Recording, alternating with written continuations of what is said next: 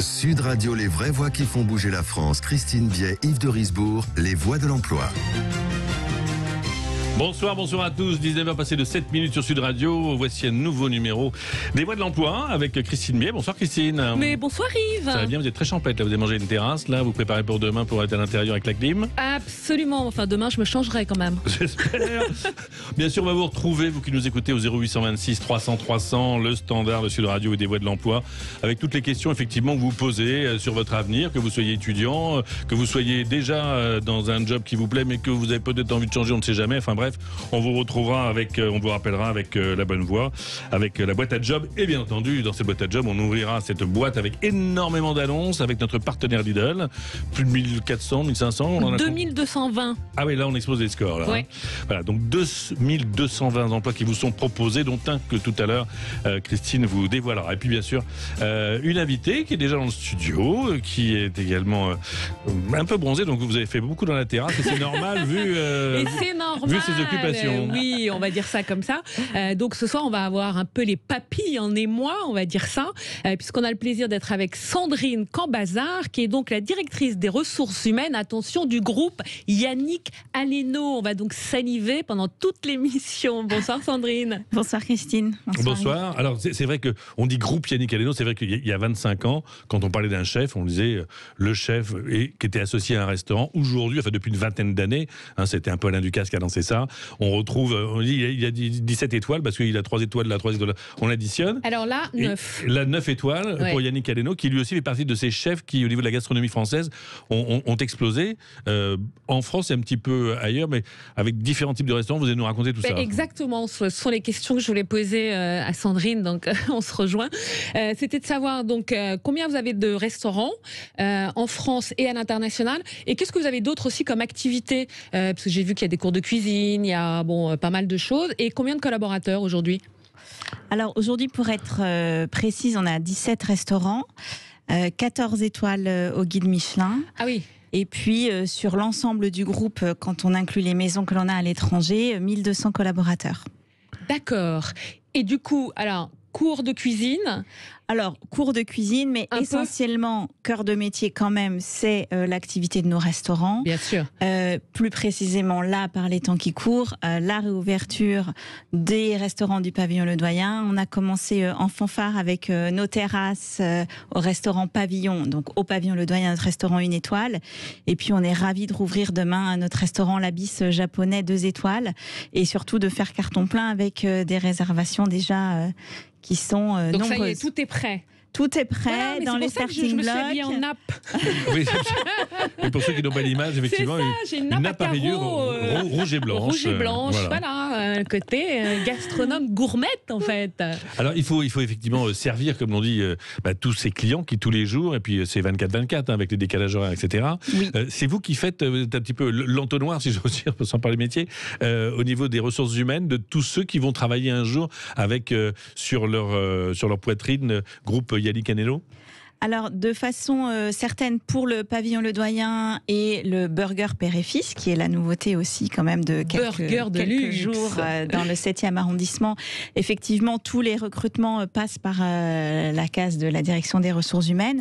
Pour nos maisons à l'étranger, où on est surtout sur des partenariats, là, on va gérer plutôt nos têtes, nos directeurs, nos chefs, nos sous-chefs, sur les postes clés, des sommeliers également. Voilà, et puis les autres, c'est du recrutement local. Exactement. Avec toujours quand même une charte de qualité et d'excellence liée Made in France. Le Made in France. Absolument. Même à l'étranger avec des produits français. D'ailleurs, je crois qu'ils sont exportés parce que pour certaines recettes, ça ne fonctionne qu'avec les vrais produits de la gastronomie française. Tout à fait. En un, c'est effectivement la qualité du produit et tout plat qui sort dans chacun de nos 17 restaurants est obligatoirement validé par Yannick Aleno. Tout à fait. Il paraît même que pour certaines recettes, j'en parlais avec un cuisinier français qui est à New York, Boulu, notre ami Boulu, qui a inventé d'ailleurs le burger, Boulu burger au foie gras, il y a une quinzaine d'années. Et il me disait que par exemple pour ses recettes au fromage et soufflé, si on prenait, parce qu'il n'y a pas de fromage non pasteurisé aux États-Unis, tout est pasteurisé, et on n'arrive pas à le faire parce qu'avec un fromage pasteurisé, ça ne monte pas. Parce que la cuisine, c'est avant tout de la chimie. Donc il fallait un peu par la valise diplomatique, ils faisaient monter des camemberts. Non mais là, en plus, Yannick Aleno, c'est vraiment la cuisine moderne, cuisine créative. Exactement. On va parler des métiers métier de bouche, comme on dit. Et d'ailleurs, ça va être le cas dans cette première intervention au standard de Sud Radio. Sud Radio, les voix de l'emploi, on vous rappellera. Alors, métier de bouche ou pas, je ne sais pas ce qu'elle a fait d'ailleurs, parce que c'est Elle tout vous à a l'heure appelé qu'on en personnellement parlera. Absolument. Non, c'est lui, c'est Maxime c'est lui. qui nous a laissé un message. Bonjour, c'est Maxime de Seillac en Corrèze. Je viens de commencer mes recherches pour trouver un job. À votre avis, est-ce que l'été est une bonne période pour chercher du travail pour la rentrée? Merci, au revoir. Alors, c'est vrai que là, on vient d'avoir son diplôme, on va attaquer la rentrée. Oui. C'est en train un peu de s'ouvrir. Moi, je ne dis que du oui, parce que déjà, dans une période dite normale, chercher du travail pendant l'été, c'est génial, parce que c'est l'occasion de se faire remarquer pendant que les autres sont en train de faire griller les saucisses, mettre leurs tongs et faire des châteaux de sable. Du coup, on peut déjà peaufiner peut-être ses outils, refaire une lettre de motivation, refaire son CV, et puis encore plus cet été, parce que même si évidemment il y a beaucoup de gens qui vont partir parce que depuis un moment ça nous chatouille, mais c'est vraiment l'occasion rêvée parce que on peut réseauter, on peut aller en terrasse, on peut aller prendre un café avec un maître de stage, avec un ancien employeur, avec voilà. Et je pense que Sandrine va nous le confirmer aussi, c'est que les entreprises recherchent énormément pour la rentrée de septembre. Et quand on cherche pour une rentrée de septembre, on reçoit des gens en été, sachant que tout le monde part pas tout le mois de juillet et tout le mois d'août. Alors là, il y a aussi l'ouverture demain et puis il y a les saisonniers, etc. Mais c'est une excellente période. Et je vais vous donner un chiffre. 76% des gens qui font le boulot, on va dire, pendant l'été, trouvent un job. Alors, il faut y aller. C'est vrai, on parlait de la reprise, évidemment, puisque ça va être la grande entrée, Sandrine Cambazard. On sait que dans vos métiers, il y a énormément de personnes qui, pendant la crise et la pandémie qu'on vient de vivre, ont changé de métier. Ils se sont dit, bon, la restauration, ça ne marche pas, je vais prendre autre chose. Donc, je suppose que vous allez crouler sous les demandes et que c'est peut-être déjà le cas. Alors, écoutez, déjà pour répondre aussi à Maxime, je pense que on a la chance dans notre secteur d'avoir des postes ouverts tout au long de l'année. Et ça, c'est quand même la magie aussi de ce secteur, c'est que la gastronomie, elle a encore vraiment de quoi briller et on a la chance d'avoir des belles opportunités toujours. Et c'est effectivement dès maintenant qu'on prépare la rentrée de septembre. Et après, c'est sûr que la période de la pandémie a engendré effectivement des questionnements parce que je pense qu'un certain nombre de personnes ont goûté au plaisir d'avoir un peu plus de temps libre, du temps en famille, de se poser davantage de questions que quand on a, comme on dit, la tête dans le guidon. Et c'est vrai qu'on a eu certains de nos salariés qui ont fait un choix de changement de vie, de déménager, de changer complètement de secteur, de reprendre des études, de partir en road trip quelques mois. Donc c'est vrai qu'il y a eu pas mal de surprises, mais bon, finalement, l'important c'est d'être bien, quoi. Oui, puis après, il y a l'image, il y a voilà, un chef multi-étoilé, etc. Mais c'est vrai que pour vous donner un chiffre, il y a 100 000 personnes qui ont changé complètement de voie pendant cette période de presque un an. Donc il va falloir effectivement trier du CV durant le mois de juillet, le mois d'août. Mais enfin, quel que soit le métier que vous ne nous avez pas précisé, Maxime, que vous avez envie de faire, sachez qu'effectivement, c'est une très bonne période. Oui, parce qu'il y a moins de compétition. Voilà. Alors par contre, si j'ai vu un chiffre cet après-midi, j'ai vu qu'il y avait plus de 56% des travailleurs qui ne veulent pas revenir travailler à 100% en présentiel. Ils ont tellement goûté au télétravail qu'ils ont envie de revenir, mais pas tous les jours. Mais alors après, ça s'équilibre, hein, parce qu'il y a aussi une autre partie. Dites que vous êtes prêt à faire du présentiel, c'est qu'à le dire comme ça sera peut-être une chance supplémentaire, Maxime. Et puis, si vous décrochez un job, vous nous le direz, et on sera content de voir que vous faites partie des 76% de ceux qui trouvent quasiment forcément un job en essayant d'en trouver un durant la période de juillet-août. Voilà. À très vite, Maxime. Sud Radio, les voix de l'emploi, le bon poste. À 19h16 sur Sud Radio, on va découvrir le poste du jour. Et le poste du jour, qui a été dévoilé, bien sûr, par Jean-Marie Borgi tout à l'heure, c'est chef de rang. Oui, comme par hasard. Oui. C'est juste pour faire plaisir à Sandrine. Oui, chef de rang, parce que c'est vrai qu'on n'en parle pas souvent. On parle souvent des maîtres d'hôtel, on parle souvent des commis de cuisine, on parle des serveurs, etc. Et le chef de rang, c'est un rôle extrêmement important parce que c'est la restauration plus le service. Il porte bien son nom, c'est qu'il gère un rang de table, donc il va accueillir le client, il va le conseiller, mais ça veut dire aussi qu'il faut avoir des notions évidemment de cuisine, de savoir-vivre, de savoir-être, etc. Parce qu'il peut découper un canard devant vous, il peut vous conseiller sur du vin, sur un menu, etc. Donc en général, je crois qu'il dépend d'un maître d'hôtel, hein, c'est ça.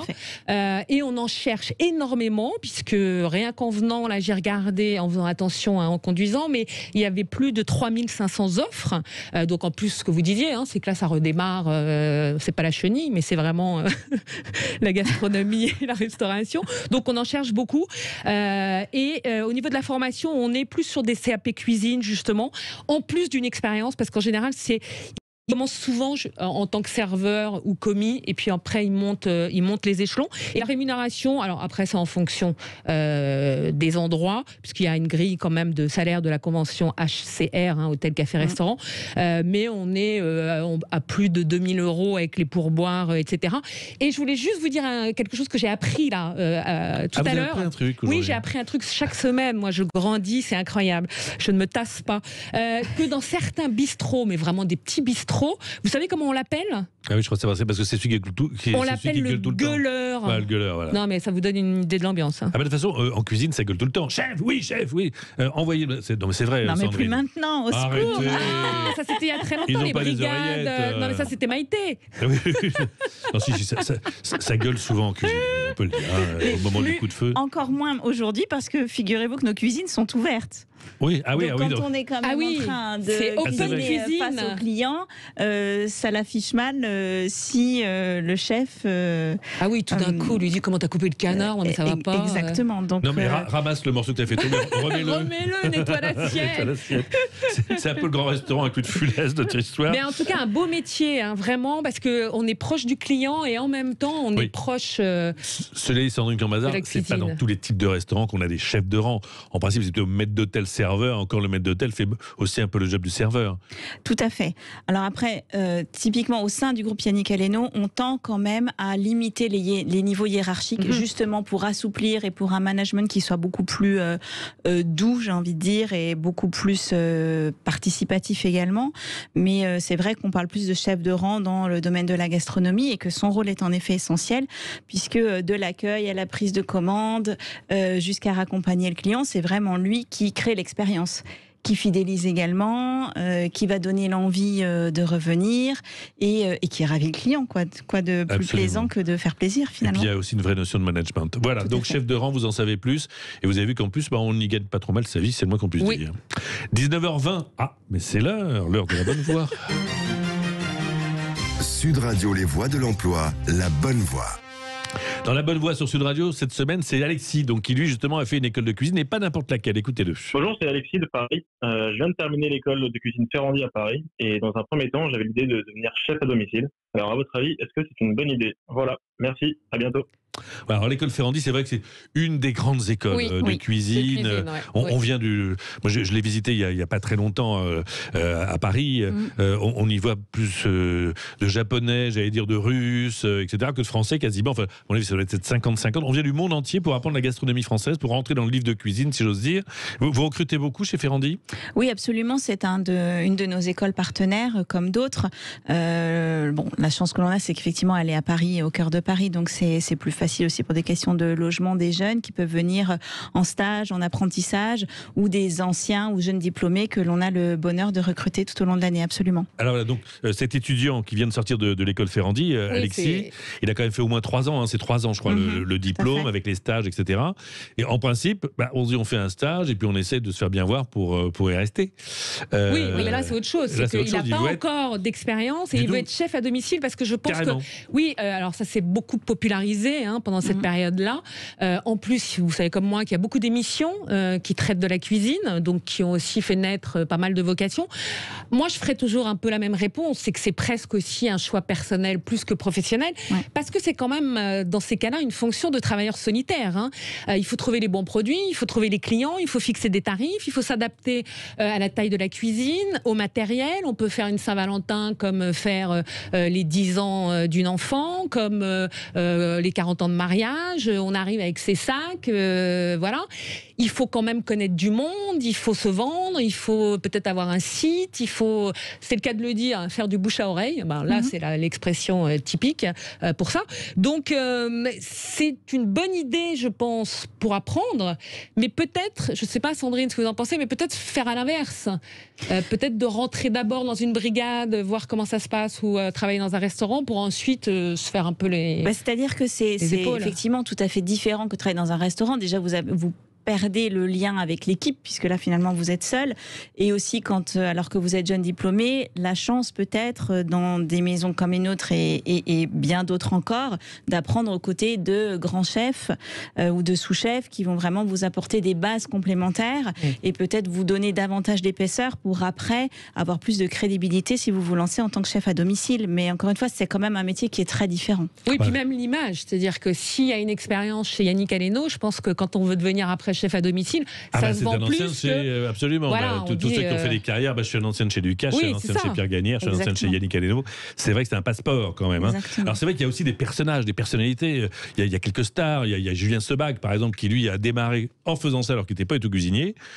Il a fait des repas à domicile et puis maintenant il a ses restaurants, il est sous contrat, et il a quelques rooftops à Paris dont il anime les cuisines. Mais ce sont des cas un peu uniques. Et puis alors il y a une chose aussi, parce que j'ai lu ça un peu dans la presse, il faut faire attention, hein, c'est pas traiteur. Hein. On est vraiment les mains dans la pâte et les mains dans une petite cuisine pour faire un repas de fou aussi. Hein, donc, et puis les produits et tout ça. Hein, donc, Bref, Alexis, réfléchissez. À moins que vous ayez un charisme invraisemblable, déjà une stature qui fait que vous êtes sûr d'y arriver. Moi, je pense quand même que c'est bien de faire quand même quelques stages en cuisine, de travailler avec des grands. Et voilà. Appelez Sandrine. Absolument. Appelez Sandrine Cambazard dans le groupe Yannick Aleno et vous aurez peut-être une chance de vous retrouver dans une des 19 étoiles gérées par Yannick Aleno. On se dit à très vite et vous nous racontez, puis si vous avez une idée de recette, vous n'hésitez pas à nous livrer. Ouais, absolument.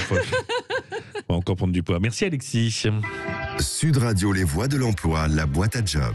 Alors, cette fameuse boîte à job à 19h24 sur Sud Radio, on va l'ouvrir à Chausse-ses lunettes, notre Christine Biet, et elle va attaquer avec peut-être une offre pour Lidl, qui avait plus de 2200 2220, donc énorme. On va tomber à 2219, hein, si mes calculs sont bons.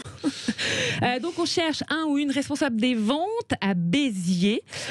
Donc vous prenez la responsabilité de l'un de nos secteurs de supermarché, vous mettez en œuvre de manière opérationnelle le concept commercial qu'on connaît bien maintenant de l'enseigne, donc animer au niveau humain, motivation, communication, gérer les équipes pour, toujours pareil, hein, c'est là, l'objectif c'est quoi? C'est la satisfaction du client. La satisfaction du client. Voilà. Donc le profil plutôt bac+5 école de commerce, pas la peine d'avoir une première expérience.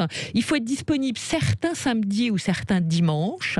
La rémunération, on est à 3 858 € plus la voiture de fonction à la fin de la période d'essai.